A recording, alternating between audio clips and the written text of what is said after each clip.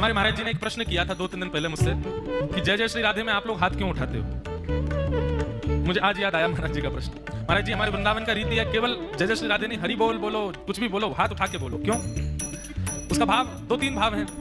पहला भाव तो यह है कि हम अपनी उपस्थिति करवा रहे हैं, अपनी अटेंडेंस लगवा रहे हैं, हाजिरी लगवा रहे हैं। हम सत्संग में आए हैं, हम कथा में आए हैं, यहाँ पर अध्यापक के रूप में मैं बैठा हूँ, प्रधान अध्यापकों के रूप में 4 यहाँ पर हमारे गुरुजन बैठे हैं। लेकिन इस पूरे सत्संग की प्रधानाचार्य तो श्री जी हैं, किशोरी जी हैं। उनके पास में लिस्ट जानी चाहिए कौन कौन उपस्थित था कि अब सबसे तो मिलेंगे नहीं, सबको तो देखेंगे नहीं, इतनी व्यस्त हैं। तो उनको दूर से केवल हाथ देख लेती हैं। तो इसलिए ऐसा कहा जाता है कि जब भी जय जय श्री राधे बोला जाए तो श्री जी उस समय दृष्टिपात करती हैं, या ठाकुर जी उस समय देखते हैं कौन कौन की भुजा खड़ी, मतलब वो उपस्थित है, उसकी अटेंडेंस लग जाती है। तो इसलिए जय जय श्री राधे दोनों भुजा उठाते हैं सब लोग। पहला भाव। दूसरा भाव, जय जय श्री राधे बोलते समय हम हाथ इसलिए उठाते हैं, ये संसार एक भवसागर है और उसमें हम सब डूब रहे हैं। डूबने वाले को मदद मांगने के लिए हाथ फड़फड़ाने पड़ते हैं अपने। और कोई डूब रहा हो उस समय भी अपने मान सम्मान का विचार करे, अरे मैं क्यों हाथ ऊपर करूं अपने, तो फिर डूब ही जाएगा। डूबने वाले को हाथ फड़फड़ाने पड़ते हैं, अगर कोई बाहर होगा तो मेरी रक्षा करेगा। इस भवसागर में कोई बाहर नहीं है, केवल 2 ही बाहर हैं, ठाकुर जी और किशोरी जी।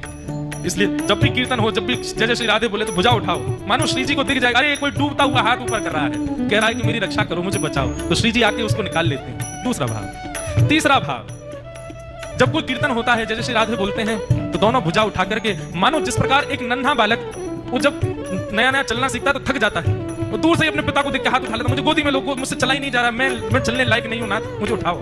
इसलिए जय जय श्री राधे बोलते समय हम गोद मांगते हैं श्री जी से, हे किशोरी जी अपनी गोद में बैठा लो हमें, हम पे चलो ना जा रहा नीचे। इसलिए तीसरा भाव, इसलिए हम लोग अपनी भुजा उठाते हैं। और चौथा भाव, जय जय श्री राधे बोलते समय भुजा इसलिए उठाते हैं, मानो एक भुजा श्याम सुंदर, दूसरी भुजा किशोरी जी दोनों धारण कर लें और हमको बढ़िया नृत्य करावें, इस भवसागर से पार करावें। दोनों हमारे हाथ पकड़ करके नृत्य कर रहे हैं, इस भाव से हम भुजा उठाते हैं। महाप्रभु श्री चैतन्य महाप्रभु तो कहते हैं कीर्तन ऐसा करके, ऐसे बैठ के करना दोष है, ऐसे बैठ के करना ही नहीं चाहिए। तो बोले उत्तान नृत्य करो, और नृत्य करते हुए किसी को दिखाने के लिए नहीं, नेत्र बंद कर लो, अपने हृदय में भाव साम्राज्य में ठाकुर जी को बैठाओ और बैठा करके खूब महाराज उछल उछल करके नृत्य करो। और नहीं नृत्य कर सकते तो दोनों भुजाएं उठा करके गाओ, हरि बोल हरि बोल हरि बोल हरि बोल हरि बोल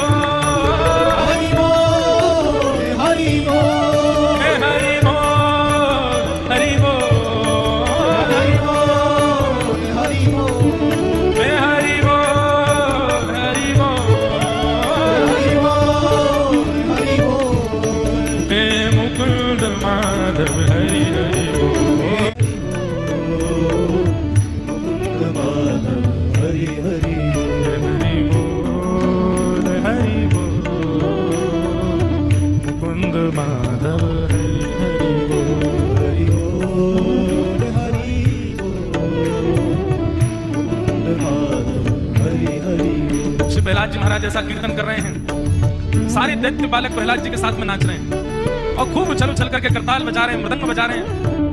इतना आनंद में भर गया है पूरा दैत्य गुरुकुल, दैत्य विश्वविद्यालय का कण कण फड़क उठा है।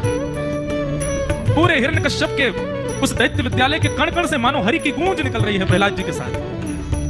संडामर्क गुरु जी बाहर से आए, जैसे ही देखा बालक सब उछल रहे हैं, कूद रहे हैं, नृत्य कर रहे हैं, कीर्तन कर रहे हैं, मोटे मोटे डंडे उठा करके मारने के लिए गए। और जैसे ही जाकर के बालकों में प्रहार किया, बालकों का स्पर्श डंडे ने किया, डंडा पकड़ रखा था गुरुजनों ने, जैसे करंट फैलता है ऐसे बालकों से वो करंट उन गुरुजनों में आ गया और संडामर्क गुरु जी भी गाने लगे, मुकुंद माधव हरि हरि मुकुंद माधव हरि हरि माधव हरि हरि मुकुंद माधव हरि हरि हरि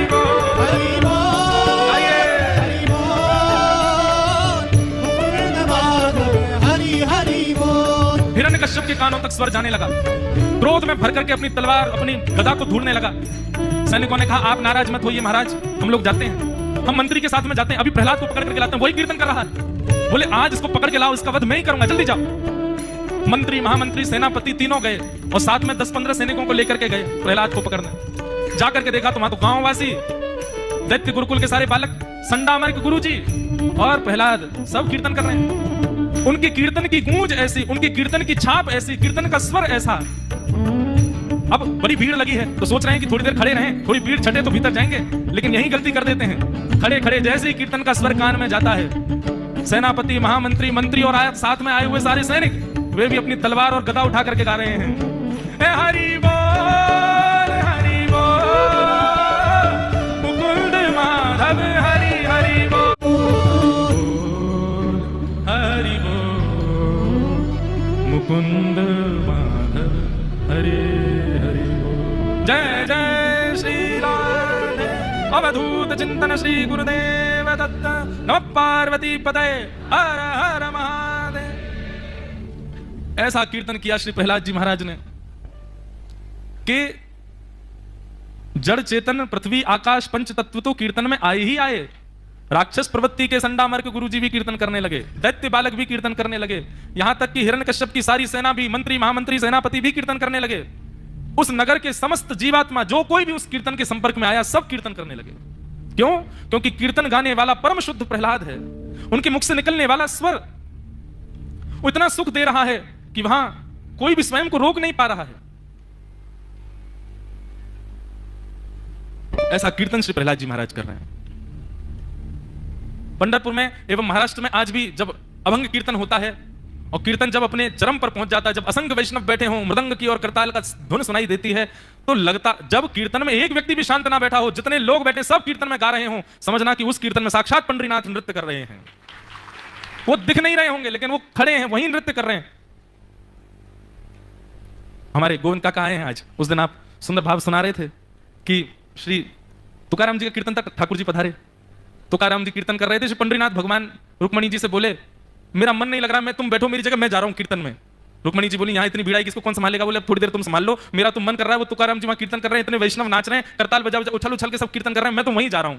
रुक्मणी जी बोली नहीं जाओगे, आप यहीं बैठे रहो। एक बार रुक गए ठाकुर जी, यहां पर भी तो लाखों लोग दर्शन को आए हैं, लेकिन ठाकुर जी का मन नहीं लगा। ठाकुर जी विचलित हो गए, बोले अब सुनो, जो हो सो हो, अब अगर हमको कोई कोसे तो कोसे, कुछ हो सो हो जाए, मैं तो जा रहा हूं, मुझसे रुका नहीं जा रहा हूं। ठाकुर जी मंदिर छोड़ के भागे कीर्तन में, बोल के गए थे कि मैं ऐसे जाके खड़ा हूंगा किसी को पता ना चले कि मैं आया हूं। क्योंकि रुक्मणी जी ने उनको कहा कि देखो, एक तो आप यहाँ के वैष्णवों को छोड़ के जा रहे हो, दूसरा ऊपर से वहां कीर्तन में पहुंचोगे, आपको देख करके सब वैष्णव कीर्तन छोड़ के आपके पास आ जाएंगे, भीड़ लग जाएगी। तो ठाकुर जी वचन देके गए थे, बोले मैं ऐसे जाऊंगा किसी को पता ही ना चले कि मैं आया हूं। रुक्मणी जी बोली पक्का? बोले पक्का ऐसे जाऊं, कोने में खड़ा हो जाऊंगा चुपचाप, लेकिन मुझको जाने दो, मुझे सुनना है। वहां पे तुकाराम जी कीर्तन कर, सब नाच रहे हैं वहां पे। रुक्मणी जी बोली ठीक है जाओ।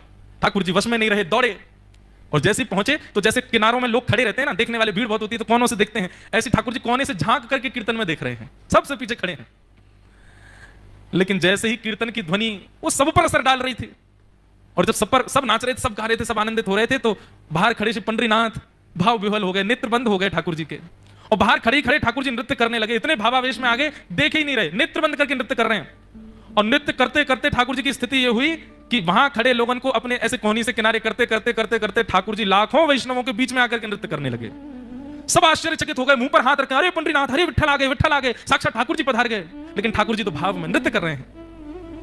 नृत्य करते करते बंधुओं ऐसी स्थिति हो गई श्री ठाकुर जी के, पहले तो पटका उतरा, फिर मालाएं उतरी, धीरे धीरे करते करते करते करते ठाकुर जी के सर्वांगीण वस्त्र उतर गए, लेकिन नृत्य नहीं छोड़ा ठाकुर जी ने, नृत्य करते रहे। आसपास के सब कहें ये क्या हो रहा है? बोले ये भक्त के कीर्तन में प्रभु का नृत्य हो रहा है। हम लोग देहाभिमान शून्य कैसे बने? ठाकुर जी बनते हैं कीर्तन में। तो कीर्तन जब भाव से गाया जाता है, सब गाते हैं ना, निश्चित है वहां ठाकुर जी विराज गए हैं, इसीलिए सब गा रहे हैं, सबको आनंद आ रहा है, सबको सुख मिल रहा है। सब लोग आए, सब लोग कीर्तन करने लगे। अंततो गत्वा जब हिरण्यकश्यप ने देखा कि कोई नहीं आया लौट करके, सब कीर्तन में पहुंच गए, अपनी गदा उठा करके साथ में जो भी आयुध थे सबको लेकर के हिरण्यकश्यप पहुंचा।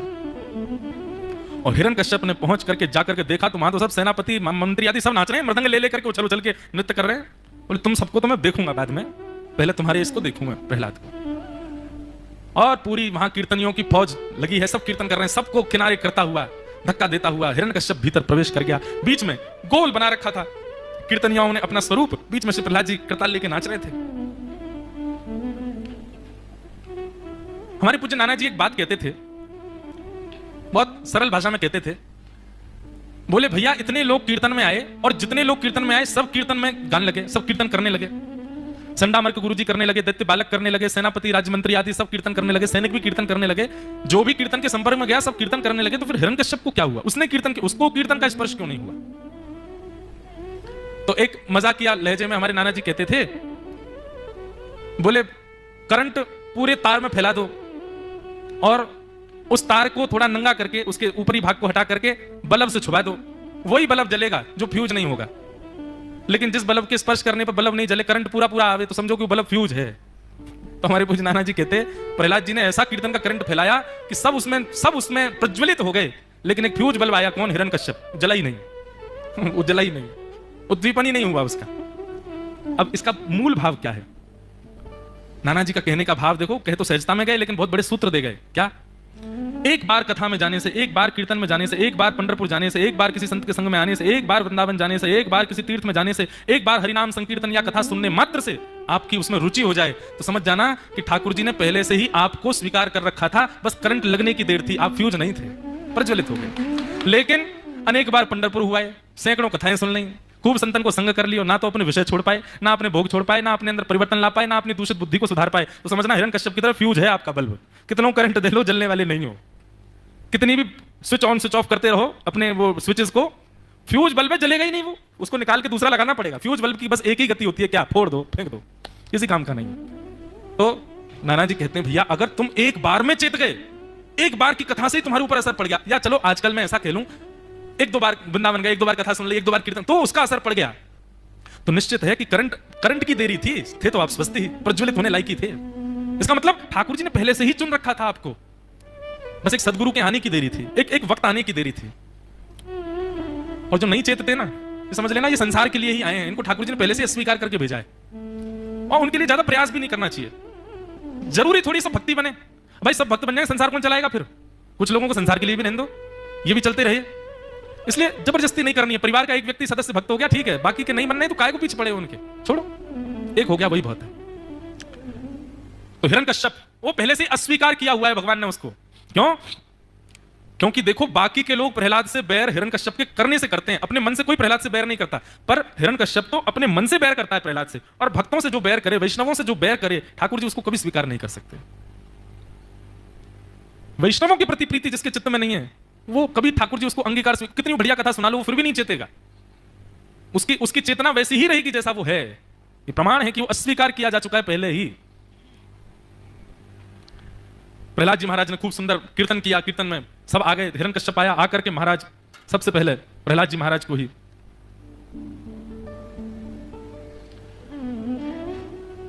पकड़ लिया, कीर्तन रोक दिया और धक्का दिया प्रहलाद जी को। कहते हैं जिस समय प्रहलाद जी को हिरण्यकश्यप ने धक्का दिया ना, भगवान ने उसी समय अपने आयुध तैयार कर लिए, चलो अब इसकी मृत्यु। क्योंकि ठाकुर जी से बीच में ऐसा वर्णन आता है, बीच में कई बार देवताओं ने जाके प्रार्थना की, बोले नाथ ये इतना बड़ा ये प्रहलाद पर अत्याचार करता है, आप क्यों नहीं जाते उसकी रक्षा करने? बोले अभी करवा रहा है, जिस दिन स्वयं हाथ लगाएगा ना उस दिन नहीं बचेगा ये। अभी ये दूसरों से कहता है कि ऐसा करो ऐसा करो ऐसा करो, जिस दिन इसने स्वयं हाथ लगाया प्रहलाद को उसी दिन मेरा जाना होगा। और आज प्रहलाद जी को जाकर के जैसे ही हिरण्यकश्यप ने धक्का दिया, बस भगवान बोले हो गया। वो अपराध की मैं प्रतीक्षा कर रहा था जो ये करे, और इसने वो कर दिया, अब ये नहीं बचेगा। कहां है तेरा ईश्वर? पहले उसको मारूंगा, फिर तुझे मारूंगा, और फिर तेरे साथ में इन सबको मार दूंगा मैं। तेरा ईश्वर कहां है? प्रहलाद जी बोले पिताजी, गुरुजी पढ़ाते हैं विद्यालय में कि गलत प्रश्न का उत्तर नहीं देना चाहिए। आपने प्रश्न गलत किया है पिताजी। आप पूछ रहे हैं कि मेरे हरि कहां है? भागवत जी के 10वें स्कंद में वर्णन करते हुए कहते हैं, खंबायु अग्निम शलिलम महिम च ज्योतिंसि सत्त्वानि दृशो द्रुमादि सरेत् समुद्रांश हरे शरीरम यत्किंचि भूतम प्रणमेत् अनन्यम। अपने आंखों के आगे दिखने वाली हर वस्तु में ठाकुर जी को देखना चाहिए और सबको प्रणाम करना चाहिए। सब में ठाकुर जी विद्यमान है, एक वस्तु भी ऐसी नहीं है जिसमें ठाकुर जी नहीं हो। एक बात कभी कभी मेरे मन में ये आती है बात, सब में ठाकुर जी अगर दिखने लगे हम जिएंगे कैसे फिर?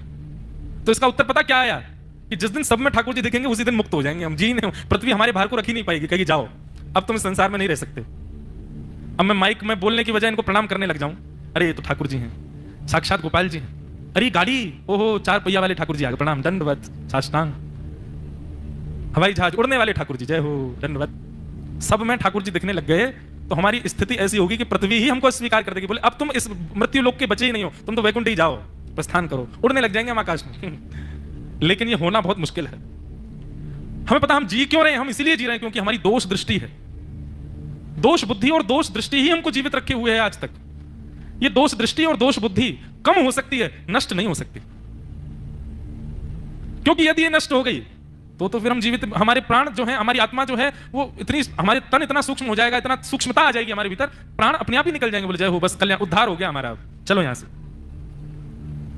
लेकिन वास्तविकता यही है, सब में भगवान है। देखो प्रहलाद जी कहते हैं, पिताजी आप कह रहे हैं मेरा हरि कहां है? सब जगह है। ऐसी कौन सी जगह है संसार में जहां वो नहीं है?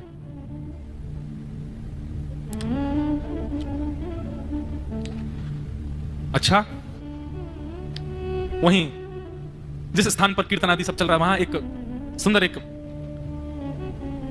छत थी, उसके नीचे कुछ खंबे थे। बोले इस खंबे में है तेरा ठाकुर? बोले इसकी क्या, सब जगह है ना, आप में भी है। बोले अच्छा, इस खंबे में है तो मैं अभी देखता हूं। और मुष्टिक बना करके जैसे प्रहार किया, अपनी गदा का प्रहार, मुष्टिक प्रहार जो भी किया, जैसे ही खंब का भेदन हुआ, खंब भेदित होते ही भगवान का एक अद्भुत स्वरूप उसमें से प्रकट हो गया। बोले नृसिंह भगवान की जय। सब लोग हाथ जोड़ो और ठाकुर जी के नरसिंह रूप का दर्शन करो।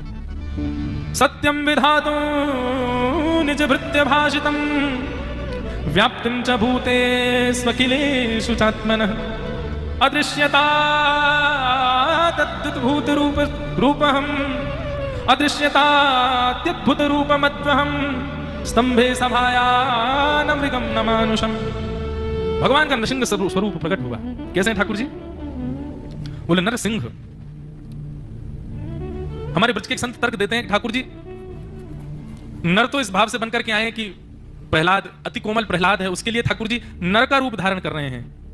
पर जब हिरण्यकश्यप का स्मरण करते हैं तो ठाकुर जी के मन में आता है सिंह की तरह जाऊं और सिंह जैसे किसी वन गज को फाड़ देता है, उसका वध कर देता है, ऐसे इसका वध कर दूं। लेकिन तभी प्रहलाद का स्मरण आता था, अत्यंत कोमल बन जाते हैं ठाकुर जी। अरे नन्हा सा प्रहलाद डर जाएगा, उसके लिए नर बनते हैं और हिरण्यकश्यप के लिए सिंह बनते हैं। दोनों के लिए जब प्रकट हुए तो भगवान नृसिंह बन गए। नर भी हैं और सिंह भी है, दोनों के रूप में प्रकट हुए। ऐसा रूप ना देवताओं ने कभी सोचा था, ना कभी विचार किया था, ना कभी देखा था। देवता भी हाहाकार कर रहे हैं, बोले नाथ आज तो प्रलय आना है, ऐसा स्वरूप देखा ही नहीं। कहते हैं जैसे ही नृसिंह भगवान प्रकट हुए, भगवान के प्रकट होने से लेकर के और प्रहलाद जी की स्तुति तक, यानी कि बीच में बहुत लंबा समय था, उतनी देर पृथ्वी पर भूकंप आता ही रहा, पृथ्वी डगमगाती ही रही, आकाश में बादल गर्जना करते रहे, बिजली कड़कती रही, इतना भयावह माहौल हो गया। देवता भी छुप करके बैठे थे, ऐसा विशाल विकराल रूप धारण करके आए। केवल किस लिए? अपने कोमल से पुष्प प्रहलाद पर किए अत्याचार का बदला लेने के लिए ठाकुर जी आए। हम तो केवल चित्रकार करके ठाकुर जी को नृसिंह बना करके सिंह रूप में दिखा देते हैं, लेकिन उस नृसिंह रूप की कोई चित्रकारी नहीं कर सकता, ऐसा रूप है।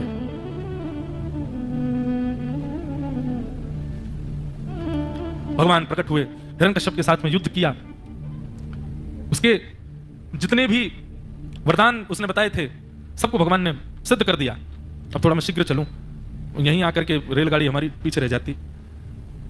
नृसिंह भगवान प्रकट हुए, हिरण्यकश्यप के सारे वरदान पूर्ण कर दिए, जो जो उसने मांगे थे सब भगवान ने बता दिए। बोले सब हर तरीके, ब्रह्मा जी ने कहा था तथास्तु तथास्तु तथास्तु, पर फिर भी तू मरेगा, और कुछ रह गया हो तो मांग ले, लेकिन फिर भी तू मरेगा। और सुन, तू 10 दिन तक मांगता रहे लेकिन फिर भी तू मर जाएगा, कोई चीज मत छोड़, फिर भी तेरी मृत्यु निश्चित है, तुम बचोगे नहीं। आज भगवान ने उसके सारे वरदानों को सिद्ध कर दिया। मांगा था ना ऊपर मरूं, ना नीचे मरूं, ना अंदर मरूं, ना बाहर मरूं, ना सजीव से मरूं, ना निर्जीव से मरूं, 12 महीनों में किसी दिन ना मरूं, ब्रह्मा की बनाई सृष्टि में किसी से ना मरूं, ना दिन में मरूं, ना रात में मरूं, ना इंसान से मरूं, ना जानवरों से मरूं, सब मांगा। भगवान बोले अब तू ही बता ऊपर है कि नीचे? बोले आपने मुझे गोद में बैठा रखा है, ना मैं ऊपर हूं ना नीचे, बीच में हूं। और क्या मांगा? ना अंदर मरूं ना बाहर। तो भगवान ने दहली पर लेके बैठे थे राजमहल की, ना अंदर है ना बाहर, ना दिन में मरूं ना रात में। बोले संध्या हो रही है, शाम हो रही है, दिन रात दोनों है। मैंने मांगा था ना मैं इंसान से मरूं ना जानवर से। भगवान बोले तुम ही बताओ मैं कौन लग रहा हूं तुमको? बोले आप कभी तो जानवर से भी लग रहे हो, लेकिन आप बोलते हो, चलते फिरते, उठा के फेंक देते हो तो लगता है मानव हो। और 12 महीने में किसी भी महीने में ना मरूं। भगवान बोले 13वां महीना तेरे लिए ही बनाया है मैंने। हिरण्यकश्यप बोला मुझे पहले नहीं पता था, नहीं तो मैं ब्रह्मा जी से यही मांग लेता, 13 महीने में किसी महीने में ना मरूं। भगवान बोले जब तूने वरदान मांगा था ना कि 12 महीने में ना मरूं, तब ये 13वां महीना मैंने बनाया तेरे को मारने के लिए। ना सजीव से मरूं ना निर्जीव से मरूं, मतलब ना तो मैं जीवित व्यक्ति से मरूं और ना मरे हुए व्यक्ति से मरूं। भगवान बोले मैं ईश्वर हूं, ना तो मैं जीवित हूं और ना मैं मृतक हूं, मैं दोनों हूं। मेरा जन्म भी नहीं होता है और मेरी मृत्यु भी नहीं होती है, परंतु मैं जन्म भी लेता हूं, 9 महीने मातृगर्भ में भी निवास कर, उसके बाद भी मेरी मृत्यु नहीं होती। मैं सजीव भी हूं, निर्जीव भी हूं। और सुन, मानव शरीर में 2 अंग ऐसे होते हैं जो सजीव निर्जीव दोनों होते हैं, केश और नख। ये सजीव हैं, रोज बढ़ते रहते हैं, और निर्जीव हैं क्योंकि काटने पर रक्त नहीं निकलता। इसलिए अब तेरा वध सजीव निर्जीव नखों से ही होगा। और भगवान ने पकड़ करके अपनी गोद में लिटा करके उसके पेट को विदर्ण कर दिया। विदर्ण करके भगवान को इतना क्रोध चढ़ा हिरण्यकश्यप पर, उसकी अंतड़ियां निकाल ली, निकाल करके माला बना करके ठाकुर जी ने गले में पहन ली। भगवान के सुंदर तो कहेंगे लेकिन भयावह स्वरूप था ठाकुर जी का। भगवान का जो सिंह स्वरूप था, उसमें भगवान के जो रोए, जो रेशे प्रकट होते हैं, जिसको हम बब्बर शेर की दाढ़ी कहते हैं, ऐसे जो रेशे निकले हुए थे, उनमें छोटे छोटे रक्त के बिंदु लगे हुए हैं। ताम्र वर्ण के ठाकुर जी का नेत्र हो रहा है, हाथों में रक्त लगा हुआ है, कलेजा निकाल करके अपने हाथों से पीस रहे हैं। हिरण्यकश्यप के वध कर दिया भगवान नृसिंह ने। और इस प्रकार भगवान का क्रोध दिखाई दिया। कभी किसी ने विचार नहीं किया था ऐसा क्रोध भगवान को आएगा। कहते हैं नृसिंह भगवान ने जैसे ही हिरण्यकश्यप का पेट विदर्ण किया, शेषनाग के शीश से 4 उंगली ऊपर उठ गई पृथ्वी, जो सदा शेष के सिर पर टिकी रहती है, वो उछल गई ऊपर की ओर। इतना क्रोध में भर गए भगवान। त्राहिमाम त्राहिमाम, यहां पर हिरण्यकश्यप का वध हुआ। देवता दौड़ने लगे, बोले ओहो, आज तो तीनों लोकों का संहार, आज अंतिम दिन है हमारा, आज ही प्रलय आ जाएगा। देवता सब स्तुति करने के लिए आए और नंबर से लाइन वाइज लाइन खड़े हैं सबरे, और भगवान की स्तुति गा रहे हैं। यहां पर वर्णन आता है कितनी सारी स्तुति यहां पर भगवान नृसिंह की है। किम पुरुषों ने भगवान की स्तुति की, किन्नरों ने भगवान की स्तुति की, गंधर्वों ने भगवान की स्तुति की, प्रजापतियों ने भगवान की स्तुति की, नागों ने भगवान की स्तुति की, विद्याधरों ने भगवान की स्तुति की, सिद्धों ने भगवान की स्तुति की, पितरों ने भगवान की स्तुति, ऋषियों ने भगवान, इंद्र ने भगवान, और भगवान महादेव ने भी स्तुति की है। कोप कालो युगांतस्ते हतो यम सुरोल्पकः तत्सुतम पयुपश्रुत्यम भक्तम ते भक्तवत्सल। भगवान रुद्र भी स्तुति गा रहे हैं, ब्रह्मा ने भी स्तुति गाई। लेकिन भगवान का स्वरूप कैसा है, कितना सुंदर हो। यथांत्रमाली द्विपहत्य या हरि। यथांत्रमाली भगवान कैसे दिख रहे हैं, बोले उसके अंतरियों को माला बना करके बैठे क्रोध में। आगे मरा हुआ पड़ा हिरण्यकश्यप, लेकिन भगवान का क्रोध कम नहीं हो रहा, आगे पीछे होते हैं। जैसे जैसे भगवान हिलते हैं तैसे तैसे पृथ्वी पर भी प्रलय आ रहा है। सबने स्तुति गाली, किसी की स्तुति से भगवान प्रसन्न नहीं हुए। तब वहां पर लक्ष्मी मैया आई, और जैसी लक्ष्मी मैया आई, बाहर देवताओं की लाइन लगी थी, सब चिंता में खड़े थे। लक्ष्मी मैया बोली क्या बात है, बोले आज मैया हम तो प्रार्थना करेंगे, आप भीतर ही मत जाओ, आज बहुत भयावह स्वरूप है ठाकुर जी का। लक्ष्मी बोली कितना भी भयावह हो, पति कितना भी क्रूर, कितना भी भयावह क्यों ना हो जाए, पत्नी के आगे नतमस्तक हो जाता है, सरल सहज हो जाता है। तुम लोग तो सब बालक हो, तुम्हारी स्तुति से क्या होगा। मैं जाती हूँ ना भीतर, अभी मैं देख के आती हूँ, कहाँ है भगवान बताओ मुझे। इंद्रादि देवता मार्ग दिखा रहे हैं, आगे से लेफ्ट हो जाओ, लेफ्ट से फिर एक बार और राइट हो जाना, सामने सिंहासन पर ही बैठे हैं, तो तुम मार्ग क्यों बता रहे हो, चलो मेरे साथ। बोले बस यहीं से प्रणाम, मैं नहीं जा सकता वहां पे। ब्रह्मा जी भी मार्ग बता रहे हैं, भगवान शिव भी दूर से खड़े खड़े कह रहे हैं, वहां से बस न्यों चली जाओ, वहीं बैठे हैं। तुम सब इतने भयभीत क्यों हो रहे हो, अभी रुको, इतना बेमतलब में डरते हो, मैं जाती हूं अभी। लक्ष्मी जैसे ही पहुंची मुख्य स्थान पर जहां पर भगवान नृसिंह बैठे थे, लक्ष्मी मैया के पहले तो देखते ही तो पहले होश उड़े।